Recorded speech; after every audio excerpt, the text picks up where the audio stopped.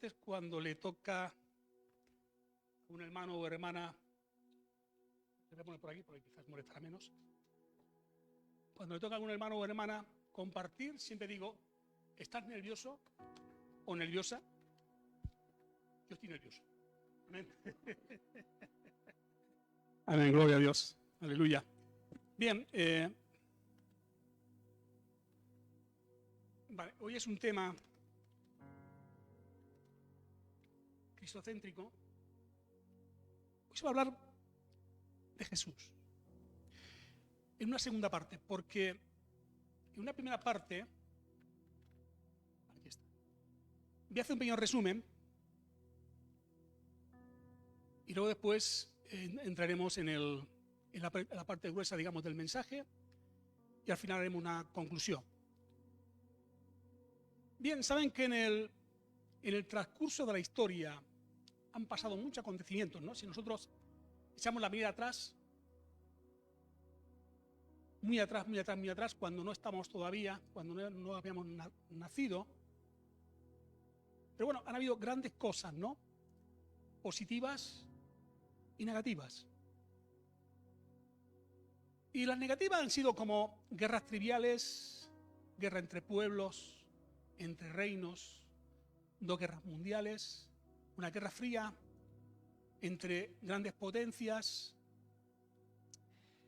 también de diferentes ideologías, diversas enfermedades, endemias, pandemias, terremotos, tsunamis, sequías, etc. O sea, todo este tipo de cosas han pasado. Muchos de los que estamos acá, quizás hemos podido presenciar algunas de ellas, y los que todavía no hemos tenido esa suerte de presenciar algunas cosas de estas, las hemos visto en televisión, lo hemos leído en la prensa, o quizás lo hemos visto o lo hemos escuchado en radio, en YouTube, porque ocurren cosas, ocurrieron y siguen ocurriendo. Pero ¿cuáles son otras positivas? Han sido, en los 2 últimos siglos más que nada, han habido grandes avances para la humanidad. El profeta Daniel, en el capítulo 12:4, dice que la gente irá de aquí para allá corriendo y que la ciencia aumentará. Pero en estos 2 últimos siglos ha habido un avance muy importante en referencia a los grandes acontecimientos por causa de los inventos, ¿no? Como es el invento de la electricidad, la extracción del petróleo del subsuelo y con ello la industria automovilística, la radio, la televisión, las telecomunicaciones, la informática, el internet y con ello la era digital con la informática. Una vez el hombre se posa sobre la luna, por fin en el año 1969 el hombre llega a la luna y siguen mandando artefactos, cohetes no tripulados a otras partes del universo. También hemos visto avances en la industria farmacéutica, muchos avances en la medicina en general, y hecho de todos estos testigos porque nosotros nos favorece o nos estamos favoreciendo de muchos de estos inventos. ¿Es así? Bien, también hay grandes acontecimientos en la Biblia, donde la Biblia nos relata, no lo voy a poner cronológicamente porque algunos eventos quizás no van a estar todos, pero he puesto para mí lo más importantes, donde nos relata la Biblia y la palabra, por ejemplo, en el libro del Génesis, en el primer libro, nos relata grandes acontecimientos que quedaron registrados aquí en la palabra de Dios. Dios crea al hombre en el huerto del Edén y con el tiempo y por causa del pecado el hombre corta la comunicación con Dios con el hombre por causa del pecado. Al bastante tiempo el hombre se corrompe y Dios trae el diluvio universal, donde solamente se salvaron Noé, sus hijos, sus esposas, 8 en total. Y todos los animales que el Señor le dijo que metiesen en el arca. Bastante tiempo después, el hombre dijo: hagamos una torre de arcilla muy alta, para que tengan memoria de nosotros si algún día nos esparcen o desaparecemos, que quede constancia. Y estaban subiendo bastante hasta que Dios dijo: se han vuelto locos. Y Dios baja y ve que lo que el hombre ha dicho no, se había propuesto. Así que el Señor confunde las lenguas. Ahí se llama la Torre de Babel, confusión. Cada cual se juntó con el que se entendía de una lengua, con otra lengua, desistieron. Mucho más tarde, Dios se revela a Abraham y Dios le dice a Abraham: Abraham, márchate de ese lugar y de tu parentela, yo te mostraré un lugar donde fluye leche y miel, a un lugar donde yo te indicaré. Y Dios le promete a Abraham: de su simiente nacería un pueblo. Y Abraham tuvo dos hijos.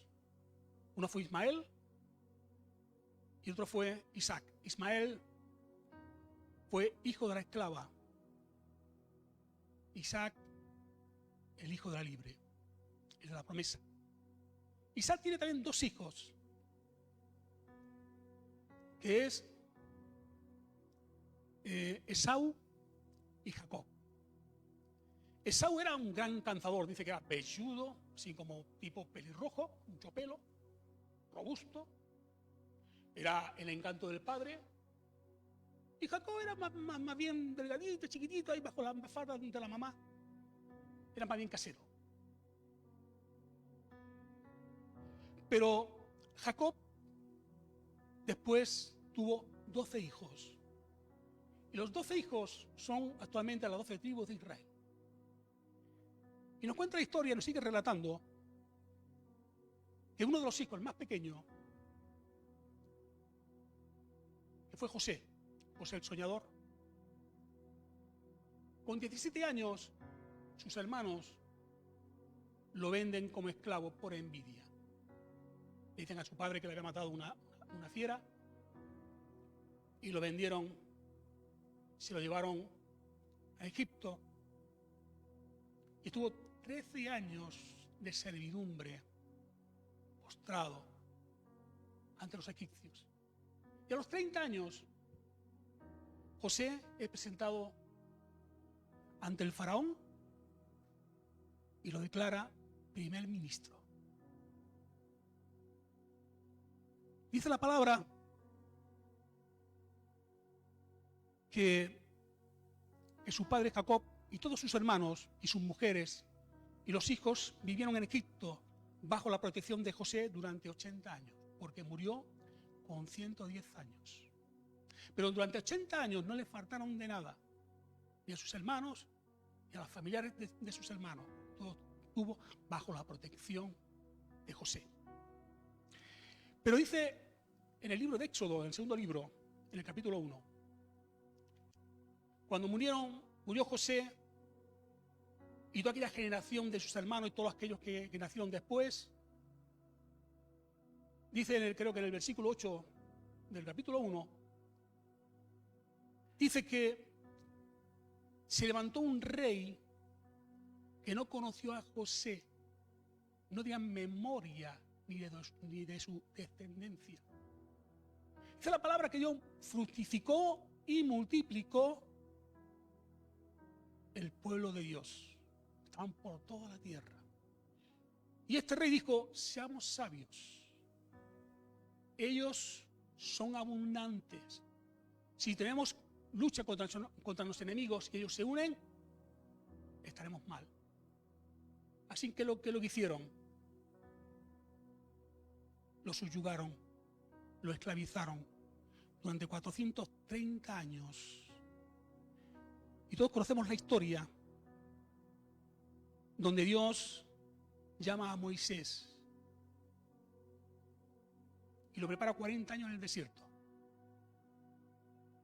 Luego le dice, ve y saca a mi pueblo. Y ahí todos conocemos la historia de todas las maravillas que Dios hizo, Dios por manos de Moisés, para sacar al pueblo. Pero saben ustedes, dentro de todas las maravillas que Dios hizo, hay una que es la más grande, la más oída, la más vista. ¿Saben ustedes cuál es? ¿No lo saben? ¿Sí? ¿Él? ¿Perdón? No. Hablo de Moisés. De Moisés. No sé si están aquí. ¿Están aquí? Sí. Moisés. El evento más grande que Dios hizo por manos de Moisés fue abrir el mar. Hizo muchas maravillas en el desierto, hasta que lo sacó. Incluso después, durante 40 años, hizo muchas maravillas en el desierto. Y después también, cuando entraron en las tierras prometidas. Pero la más grande fue abrir el mar. ¿Saben? Por donde ellos pasaron, el mar rojo es donde se expande, pero después hace una especie de estrechez. Y por donde el pueblo pasó, había 4 kilómetros para poder pasar de Egipto al otro lugar. Y Dios abrió el mar en esos 4 kilómetros de largo por 5 de ancho para que pudiera pasar en seco aquel pueblo de Dios. Eran más de 2 millones de personas. Se calcula que pudieron tardar 4 horas más o menos en poder pasar aquella parte del mar. Pero esto fue parte de la historia. Pero vamos a ir a otra parte, que es lo que me interesa. Que fue el milagro más grande sin duda. Porque dice que cuando Dios le dice, porque estaban los egipcios, el mar, no podían escapar, le dijo Dios, toca con tu vara el mar, con tu vara. Y tocó, dice que vino una tempestad, un viento de la parte de oriente. Y estuvo toda la noche soplando, hasta que el mar se abrió. Aquellas personas que vieron aquel evento, no sé cómo se quedarían, pero vaya, yo me hubiera quedado. ¿Se imaginan ustedes? ¡Qué maravilla!, ¿no? Dios está con nosotros. No nos ha dejado. Los egipcios vienen detrás nuestro y vienen a matarnos. Por manos de Moisés se abrió el mar. Pasaron todos. Todos pasaron. Y cuando los egipcios quisieron pasar también, estaban todos dentro, se cerró el mar. ¿Saben que los arqueólogos encontraron en ese lugar todavía ruedas de carruajes, espadas y muchos de los utensilios que se utilizaban entonces? Porque muchos creen que aquello fue una historia que, quedó muy bonita, como algo de ficción. Pero fue real. Fue real. Moisés, por mano del Señor, sacó un pueblo para llevarlo a libertad. Pero ahora vamos a la segunda parte. Pero sin duda el acontecimiento más grande de la historia lo anunció el profeta Isaías, 700 años antes de Cristo. O seguirán 2700 años hasta ahora, antes de su nacimiento. Isaías 9, 6, 7. ¿Se puede poner? Isaías 9, 6, 7. Porque un niño no es nacido, hijo no es dado. Y el principado sobre su hombro, se llamará su nombre, admirable, consejero. ¿Ponemos el próximo? Dios fuerte, Padre eterno, príncipe de paz. Y lo dilatado de su imperio y la paz no tendrá límite sobre el trono de David y sobre su reino, disponiendo y confirmándolo en juicio y en justicia desde ahora y para siempre. Y el celo de Jehová de los ejércitos hará esto. Otro acontecimiento. importante, el más importante. Dios usó a Moisés para liberar un pueblo cautivo. Pero Dios tuvo que mandar a su hijo para liberar a un mundo en pecado. Para liberarte a ti, a mí, a todos los que han creído en el Señor. Amén. Dice que el cumplimiento de la profecía está en Mateo 1, 18, 25. No lo ponga, no lo ponga. Pero bueno, este es el cumplimiento. O sea, Isaías 9, 6, 7 no habla del nacimiento, y en Mateo 1, del 18 al 25 es donde se confirma. Y también el profeta Miqueas, en el capítulo 5, versículo 2, predice el lugar donde nacerá Jesús, en Belén de Judea. ¿Sí? Para entre las familias de Judá, a ti te me saldrá, sí, Señor de Israel, en Judá, en Belén. ¿Saben? Dice que Jesús en su niñez, en Lucas, va a ser muy largo, pero no lo pongan. En Lucas 2:41 hasta el 50,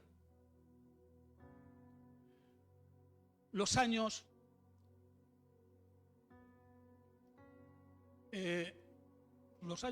todos los años se tenía por costumbre subir a Jerusalén en el día de la Pascua. Todos los años era una fiesta muy popular. La Pascua, recuerden que el Señor se la impuso al pueblo cuando salió de Egipto, antes de que salieran.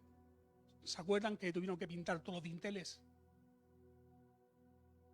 Y hasta ahora se celebraba esta fiesta para recordar al pueblo cuando estaban cautivos en Egipto. Y tenían por costumbre subir a Jerusalén. ¿Sabe?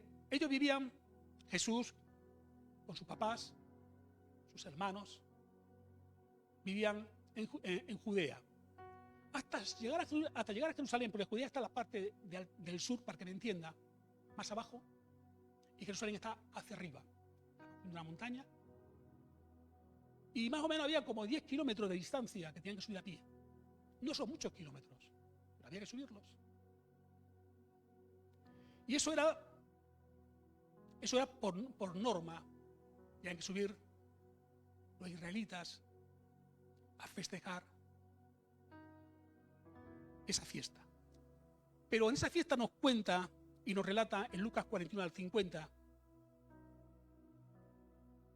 que no encuentran a Jesús. Y los padres buscando a Jesús. Sí, ¿dónde está Jesús? ¿Dónde está? Preguntando a todo el mundo. Bajan nuevamente para abajo. Le preguntan a sus familiares. No lo hemos visto. Suben para arriba y resulta que Jesús estaba en las sinagogas predicando el evangelio. Dice que los doctores de la ley se quedaban atónitos. Un niño con 12 años. Con 12 años. Se quedaban los doctores de la ley. Pero este no es el hijo de José y de María. ¿Cómo tiene tanta sabiduría?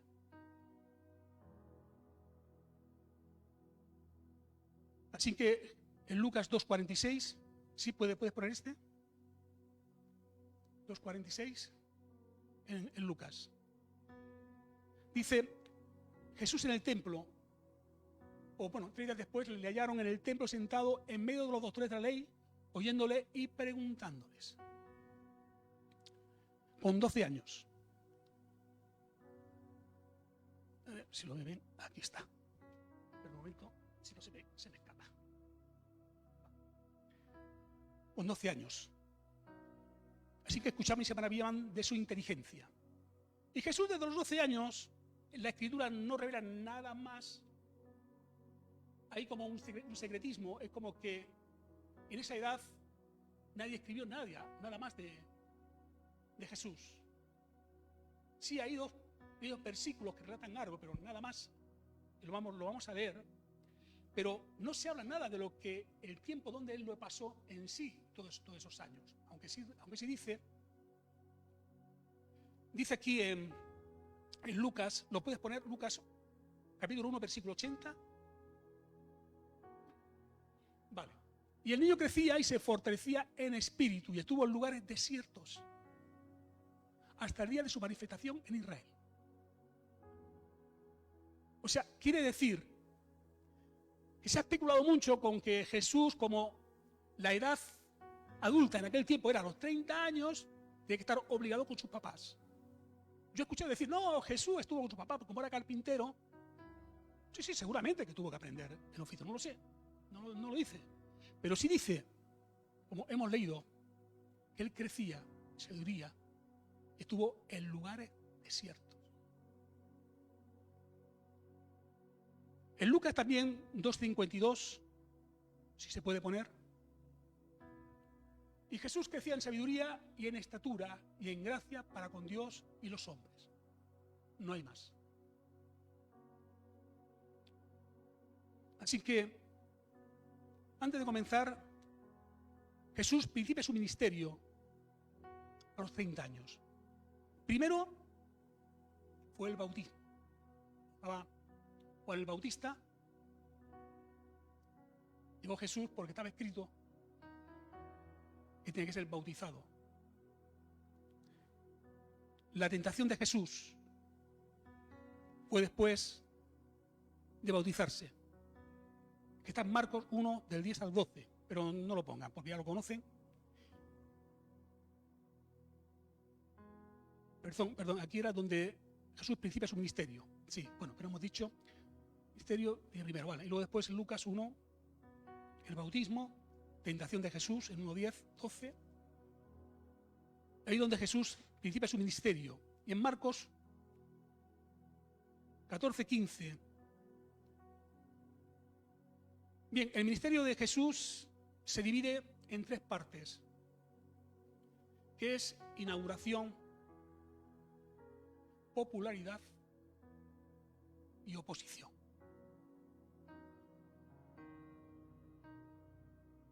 Jesús, después de pasar esto, Jesús llega y llama a 4 pescadores. Marcos 1, 18 al 20. Llama a los hermanos de Pedro y de Juan.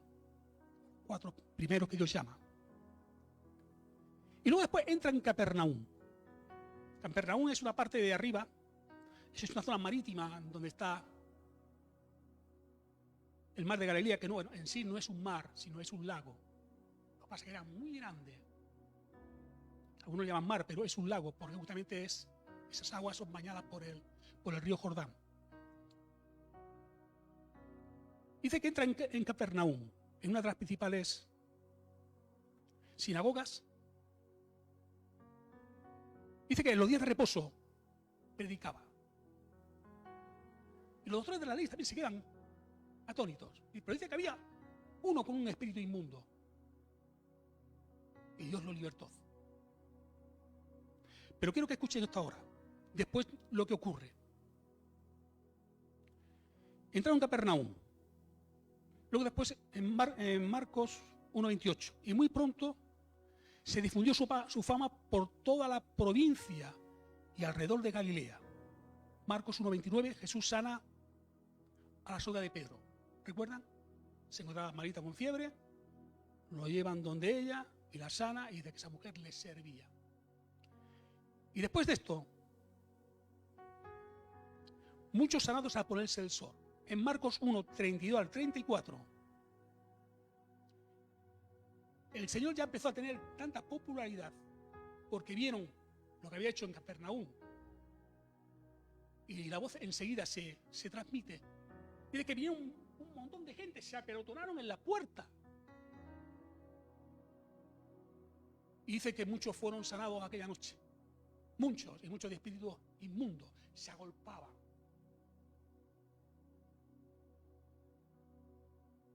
Cuando el Señor empezó a ser conocido, muchas multitudes les seguían. No eran ni 3, ni 4, ni 5, eran multitudes, porque su fama trascendía por los lugares. sinagogas. Y muy pronto se difundió su fama por toda la provincia alrededor de Galilea. Marcos 1:29, Jesús sana la soga de Pedro, que ya te lo hemos dicho, entra en Cafarnaúm. Jesús tenía una gran comunión muy especial, esto es importante. Jesús desde niño, estaba en los negocios de su Padre celestial. Tenía una íntima.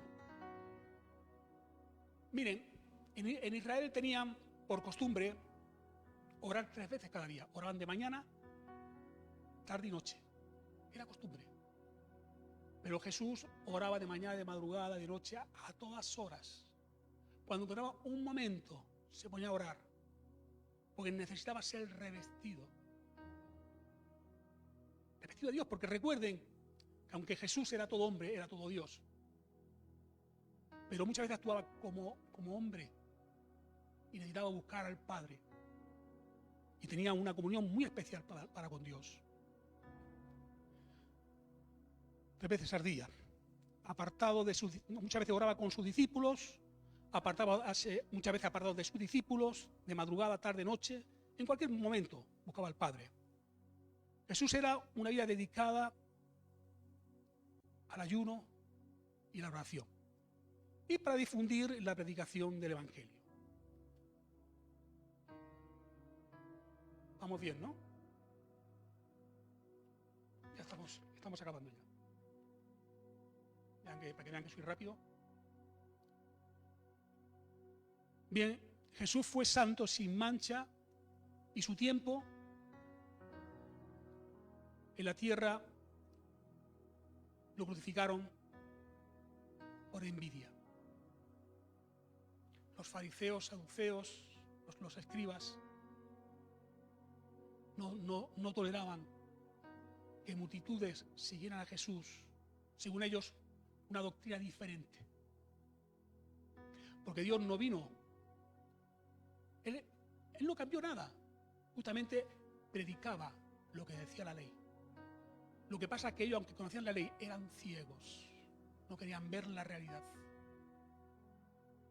De aquella generación, indignación y tristeza para algunos, y satisfacción y burlas para otros.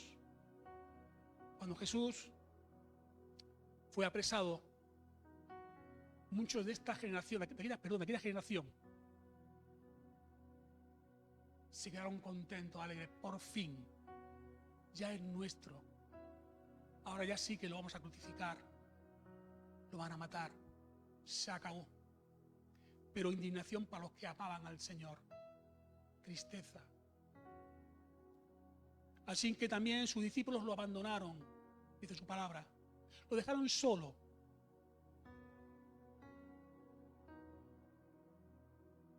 Ante el martirio y bajeza de los que lo humillaron y azotaron sin contemplación, sin escrúpulos. El ungido de Dios, el Mesías, el Dios con nosotros. En Juan 1:1 dice que lo que eras desde el principio, ¿podrías ponerlo por favor? Juan 1:1. Esto dijo el apóstol Juan de Jesús después de su muerte. Lo que era desde el principio, lo que hemos oído, lo que hemos visto con nuestros ojos, lo que hemos contemplado y palparon nuestras manos tocante al verbo de vida. Aquella generación, aquellos discípulos, aquella gente que vieron a Jesús, lo palparon, dijeron: este es el verbo de vida. ¿Qué satisfacción puede tocar al Hijo de Dios? Donde dice la palabra que no hemos pasado, pero lo tenía apuntado acá. Pero el Señor en varias ocasiones, en una de las ocasiones, dice que estaban cerca, en Tiberia, cerca del mar, con la barca, porque se enteraron que Jesús venía. Y venía una gran multitud, aunque nada más fuera para tocarle. Y los discípulos, le dijo el Señor: preparen la barca porque no van a hacer daño. Si lo tocaban, salían sanos. Eran tanta la necesidad, era tanta la fe, que tocaban el manto, cualquier parte de Jesús, se sanaban. ¿Se acuerdan aquella mujer con el flujo de sangre? Dice que un principal de la sinagoga llama a Jesús, la hija de Jairo, creo que se llamaba, y le ruega al Señor: Señor, por favor, ven a mi casa porque mi hija está agonizando, se muere, por favor, sánala. Y el Señor va, dice: bueno, vamos. Pero en el transcurso del camino, una mujer necesitada, con un flujo de sangre de 12 años, ¿no? 12 años. Se había gastado todo su dinero en médicos, en medicinas en aquellos tiempos. Y dice: si tan siquiera pudiera tocar el manto, yo sería sana. Pero dice la palabra que la mujer, no sé cómo hizo, porque no lo relata, pero sí había una gran multitud que oprimía al Señor. Ustedes imagínense a los apóstoles alrededor de él, haciendo de guardaespaldas, para que no oprimieran al Señor. Fíjense, los 12 discípulos del Señor en medio, y de la manera todos se le acercaban, porque todos querían tocar a Jesús. Tenía una gran necesidad. ¿Quería usted, si usted tuviera una gran necesidad, en estos tiempos, Jesús pasara por aquí? ¿Aprovecharía el momento? ¿Sí? Aquella mujer aprovechó. Esta es mi ocasión, no importa si me pisan, no importa si me tiran al suelo, pero yo voy a luchar por llegar y tocar el manto de Jesús. Y aquella mujer fue sana y dijo el Señor: ¿quién me ha tocado? Y dicen los discípulos: Señor, pero ¿cómo que quién te ha tocado? Si está todo el mundo oprimiéndote. No, pero ha habido alguien que me ha tocado, porque de mí ha salido poder. Y luego esta mujer, humillada, le cuenta al Señor lo sucedido. Dice el Señor: mujer, tus pecados han sido perdonados y estás sana, vete en paz. Perdón, no, tranquila, ya lo cojo. No te preocupes. A Jesús le sigan multitudes de gente. ¿Recuerdan aquellos 3.000 personas en el desierto que el Señor multiplicó los panes y los peces? Y otra vez 5.000 personas. Donde iba Jesús, ahí van multitudes con necesidades. Pero en el último tiempo, sus discípulos lo abandonaron. Todos aquellos que le seguían lo dejaron solo. Él sufrió el oprobio. Y como dice en Isaías, capítulo 53. ¿Lo puedes poner, por favor? En el 53. ¿Te di el versículo? Bueno, el 53 creo que es a partir del 6. A ver, ponlo a partir del 6. Donde dice que Él vino como un cordero, despreciado y desechado entre los hombres, varón de dolores, experimentado en quebranto, como que escondimos de Él su rostro, y fue menospreciado y no lo estimamos. Ciertamente llevó nuestras enfermedades y sufrió nuestros dolores, y nosotros le tuvimos por azotado, por herido y del Dios abatido. Mas el herido fue por nuestras rebeliones, molido por nuestros pecados. El castigo de nuestra paz fue sobre Él, y por su llaga fuimos nosotros curados. ¿Saben? Cuando el Señor sabía a lo que vino,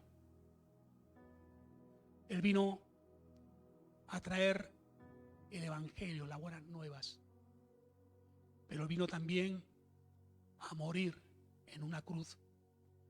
Justamente hacía falta un sacrificio perfecto, y ese era Él. Pero dice la Escritura que antes de ser llevado por los alguaciles, se puso a orar, y a un tiro de piedra dejó a sus discípulos y se fue a orar. Y oró Jesús tan intensamente. Yo me imagino que sería la oración más horrenda que Jesús tuvo que hacer, porque llegó su momento. Su momento era llevarlo a la cruz. Pero dijo: Padre, que no se haga mi voluntad, sino que se haga la tuya. Mi hermanos, al tercer día resucitó y está a la diestra del Dios Padre. No lo vamos a ver físicamente, porque el Señor está arriba en los cielos, pero pues sí tenemos su espíritu, podemos sentirle. Pero Él ha prometido que Él va a estar con nosotros todos los días hasta el fin del mundo. Él lo ha prometido. Y un día le veremos tal como Él es. Así que el mejor y más grande acontecimiento fue el Hijo de Dios en esta tierra. Mi hermano, mis hermanas, Dios les bendiga. Y tengamos en cuenta todo esto que Él pasó.